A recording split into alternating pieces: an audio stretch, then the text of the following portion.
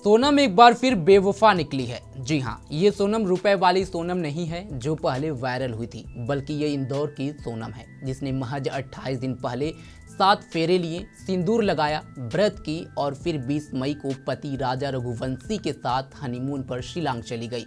लेकिन वहां से जो खबर आई उसने पूरे देश को हिलाकर रख दिया। 20 मई को पत्नी संग हनीमून पर निकले राजा की लाश 2 जून को गहरी खाई में मिली और सोनम लापता पाई गई। अब 17 दिन बाद कहानी में आया जबरदस्त ट्विस्ट। जहां 2 जून को राजा की डेड बॉडी मिली, वहीं अब सोनम जिंदा मिली है। यूपी के गाजीपुर से पुलिस ने उसे एक ढाबे से हिरासत में लिया और जो खुलासे हुए हैं उसने सभी को चौंका दिया है। नमस्कार, स्वागत है आप सभी का। मैं हूं सत्येंद्र शर्मा। राजा रघुवंशी हत्याकांड में मेघालय पुलिस ने बड़ा खुलासा करते हुए सोनम रघुवंशी पर पति के मौत की साजिश रचने का आरोप लगाया है। खबरों के मुताबिक सोनम का पहले से किसी और युवक से अफेयर था जिसका नाम राज कुशवाहा बताया जा रहा है और उसी के चलते पति राजा की हत्या की साजिश रची गई। राजा को प्रेम जाल में फंसाकर शिलांग ले जाया गया, जहां उसे सुनियोजित तरीके से मौत के घाट उतार दिया गया। सोनम के पिता ने भी राज कुशवाहा और सोनम के दोस्ती की बात कबूली है और कहा है कि दोनों एक साथ काम करते थे।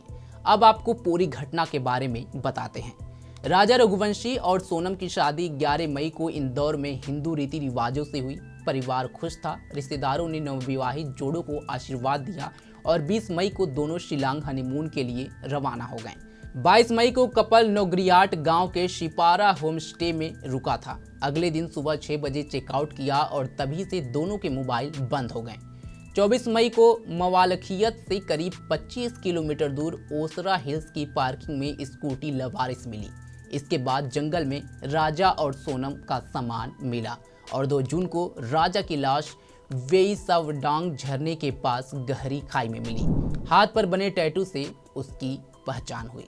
9 जून की सुबह 3 से 4 बजे के बीच सोनम गाजीपुर के नंदगंज इलाके में एक ढाबे पर पहुंची, यानी कि आज। वहां से उसने ढाबा संचालन का फोन लेकर अपने भाई को वीडियो कॉल की और बताया कि वह गाजीपुर में है।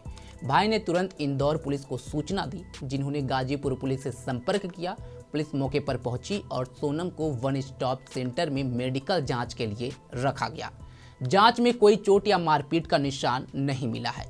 पुलिस सूत्रों के मुताबिक सोनम का किसी युवक से प्रेम प्रसंग चल रहा था, जो शादी से पहले भी सक्रिय था।